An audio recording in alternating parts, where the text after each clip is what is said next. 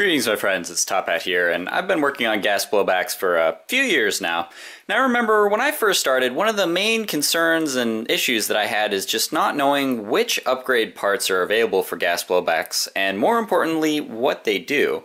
So I'm going to try and save you some time and effort, and the money I've spent testing out tons of different parts, and just put together a guide that should be able to help any novice or advanced tinkers alike with gas blowbacks to just generally help you with what exact upgrade parts are available for gas blowback guns, what they do, how they're going to affect your build, and various things like that. This is part one of a 3-part video series. Since this is more of a general guide of how things work rather than a shopping list of what parts to get, hopefully by the end of this video you should understand gas blowbacks and upgrades well enough that you can put together a good build regardless of what gun you're working on, be it a pistol or a rifle or what system it's built on. In this part one here, we're going to be talking about magazines, valves, packings, the various aspects of different kinds of propellants you can use. We're also going to be talking about recoil and hammer springs. We're going to start with the magazine. Now for magazine, there are 3 main kinds of propellants available for you to use. The first and most common is green gas. Well, I guess there's 4, but I kind of consider green gas and duster gas pretty similar, but I'll get to that later. So there's green and duster gas mags. There's also CO2, but I've never really dabbled in CO2 mags because I live in Florida and I really don't need to be bothered with that, because green gas I don't have to worry about, it never gets that cold here. And the third option is HPA tapping, where you rig your gun up to an external tank and regulator and all that. I'll probably make an entirely separate guide on HPA tapping your gas blowback guns, everything you need to get a good HPA setup and all that kind of stuff, but that's for a separate video, so I won't talk about HPA much in this video, but check the video description for a link where you can find out more information on that. As for gas blowback mags, duster gas is pretty much a Tokyo Marui thing, but the upgrades are pretty much the same. Duster gas is used in kind of the same way that green gas is, but it's a lower lower pressure gas. So for green gas, for upgrade parts, you've got your magazine valves. I'm going to go ahead and get a few of those out real quick.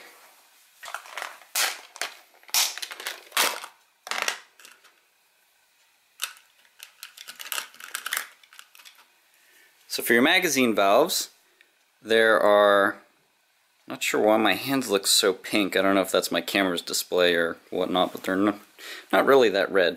But anyway, there are 2 main kinds of magazine valves. You've got your stock valves, which typically just have 4 little vent ports for the gas to go out. So the magazine valve is going to be in your magazine like so.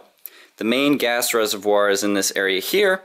And when your gas gun fires and cycles, a little striker hits the back of this pin here, and it opens up the valve to the gas reservoir.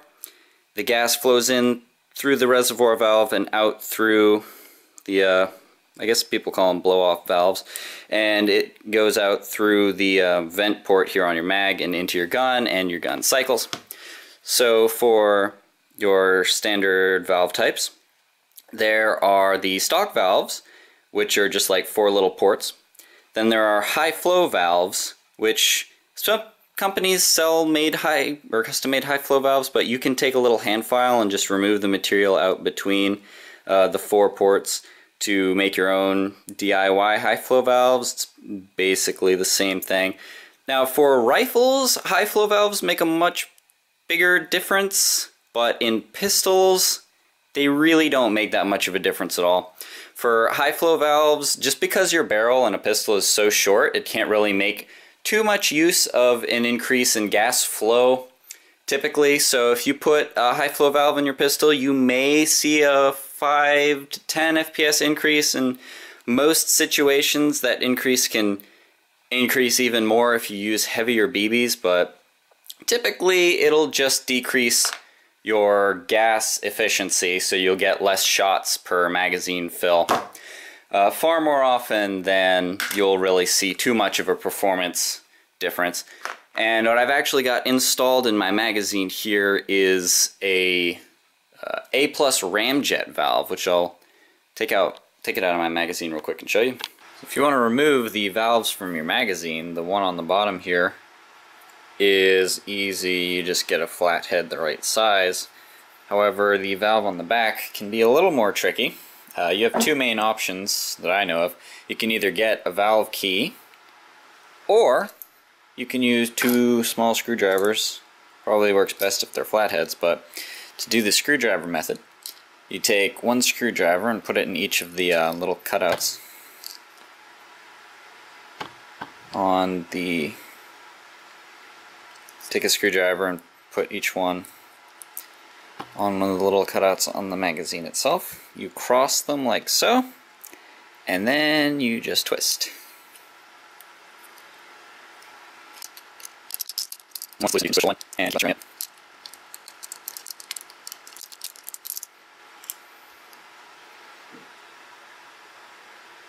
And there you have it. And to put it back in, you can do the opposite.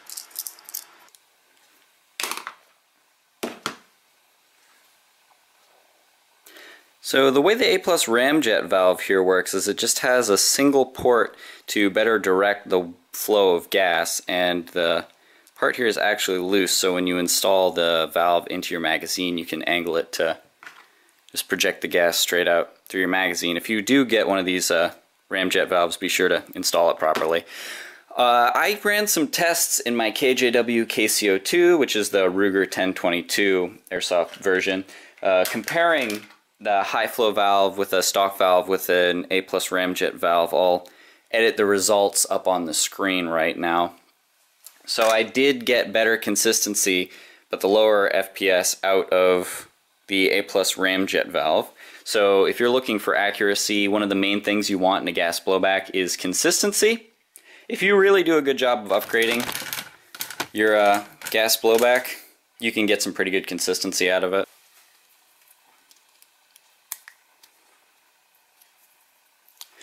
Now, the other main part of a magazine you can upgrade is your gasket. What I've got in here is a 9-ball rubber gasket seal for the P226. I've heard that stock Tokyo Marui gasket valves get a better seal, but this is a KJW, so I don't really have any of those to test out. But I do believe I get a pretty good seal off of the 9-ball packing here. So that's another aspect. The two main aspects of the mags that you can upgrade as far as green gas goes is your valve and your gasket here. Now, the main reason you'd want to upgrade your gasket is just to get a better seal between your magazine and your air nozzle. Better seal would lead to less gas leakage, which would potentially lead to better shot-to-shot consistency or better accuracy, and also the less gas leaks, the more efficient your system is, so the more shots you'll get per magazine fill. But that's it for the magazines here. There's another modification. Now, if your magazine starts leaking from the base here, if it starts leaking from the valve, just get a new valve for either one of them. But if it starts leaking out the edges of the base here, the O-ring seal that these come with can sometimes go bad eventually, especially if you don't open them up and lubricate them from time to time. Maybe in a couple of years they'll just start leaking. You can actually use Gasket Maker to create a very much permanent seal around the base of your magazine. I made an entire video on that topic itself, so I'll link that in the video description, where you can find out more information on repairing leaky magazines. So let's move on to the gun itself.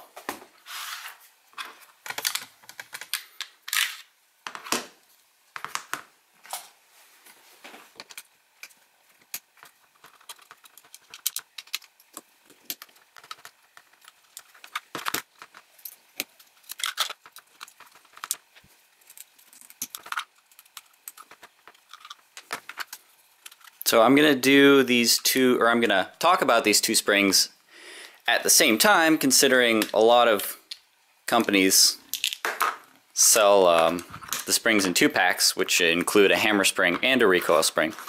But probably one of the most misunderstood upgrade parts by beginners and novice gas blowback techs, I would have to say, are your hammer spring and your recoil spring. Some of you may be curious about my recoil spring guide here, but it's just one that has a ball bearing in it, just to lessen the wear and tear on your gun a little bit, I believe. I don't know if it really makes a difference, but I wanted to try it out. So, your hammer spring and your recoil spring, most of the time, I'll talk about the hammer spring a bit first. I'll get into the problematic aspect of these springs after I tell you their potential benefits. With the hammer spring, there's a lot of controversy as to what exactly this does. You may hear from some people that it... Okay, I guess I should probably give you a bit of a view of what this does. So the hammer spring is what operates your hammer. It's what pushes it forward. And your hammer is also what directly affects your valve knocker. So this power of this spring directly affects how hard that the valve knocker hits the valve on your magazine, which, you know, injects the gas into your gun. So some people say that increasing the power of your hammer spring will cause the valve knocker to push the valve down farther and cause the valve to open more, which will increase your gas flow. And increased gas flow could, you know, increase FPS and things like that. I personally don't agree with that. I believe that pretty much most, if not all, hammer springs are going to fully open any valve. The difference I believe it makes is that it opens your valve faster. So as a weaker hammer spring will still depress the valve fully, but you know, there's the speed difference. So I think for pistols, it's increasing your flow on pistols. Like I said, your barrel is just so short compared to the volume output of gas you're going to get over most pistols that it usually, if you increase your hammer spring, you may get 5 to 10 FPS, if that. It's usually a much more impactful upgrade for rifles, especially if you're running HPA. But for all of my testing, I've never really seen a particularly noticeable difference in hammer springs. Maybe a couple FPS, but I've never really seen it like hugely affect consistency or many other areas.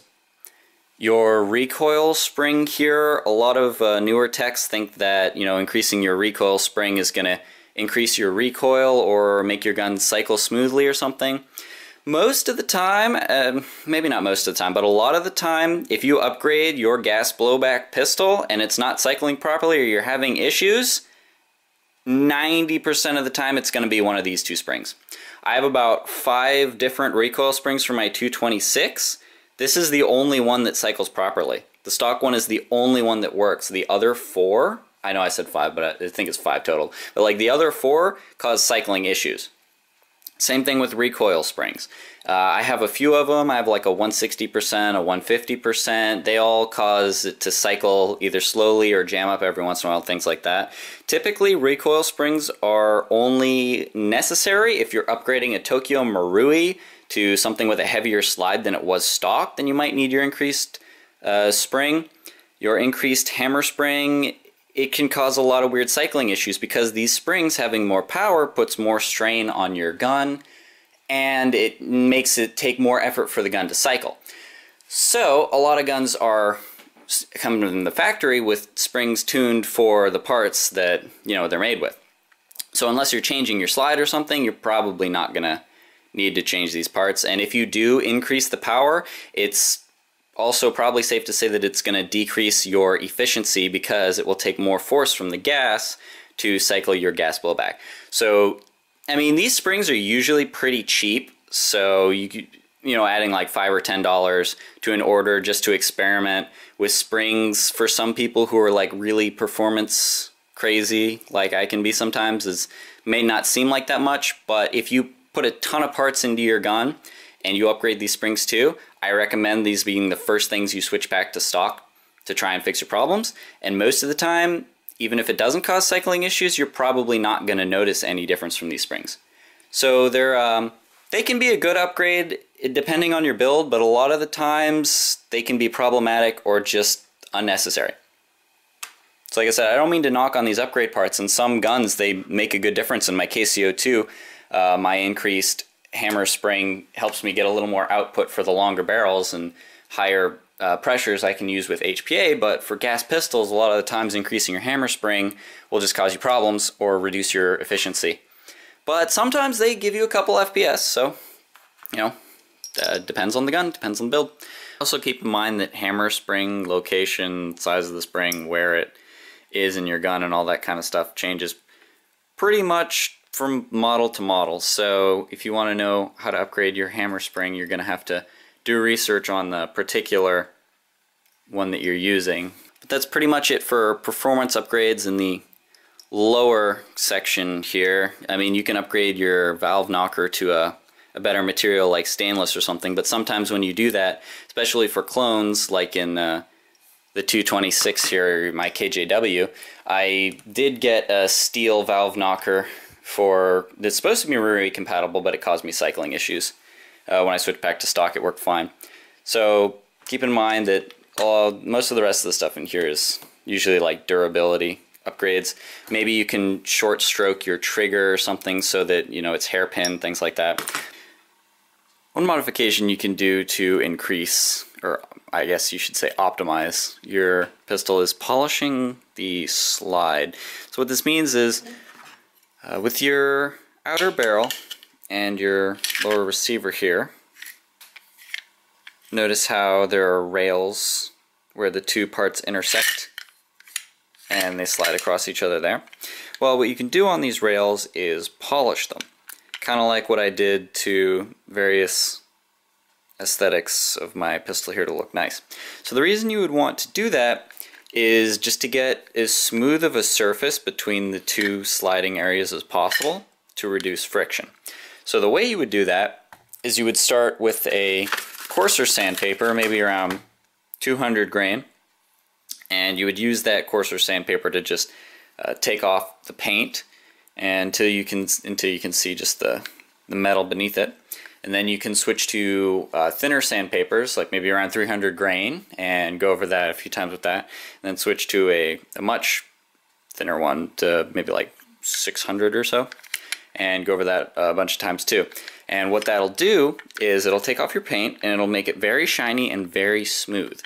So that's why that you would want to polish your slides, is so that the interaction between the, I don't know why mine's getting stuck here, but so that the interaction between the slide itself and the rails of your lower receiver, there's just as little friction there as possible. I have not done it to any of my gas blowbacks because I really don't feel like it. I know I should, but unfortunately I don't exactly have the time to spend on upgrading my airsoft guns as I'd really like to. And that concludes part 1 of my guide for gas blowbacks. So thank you for watching. I hope you learned something. If you have any questions or comments, or you think I did something wrong or anything like that, or your own opinion you want to share, please do leave me a comment. I respond to nearly everything. Also, another side note is this is what I would like to call a living guide. So while I cannot edit the video itself, I will update the video description with new information or things I might have missed. If you want to see part 2 or part 3, check the video description. There will be links in there. For part 4,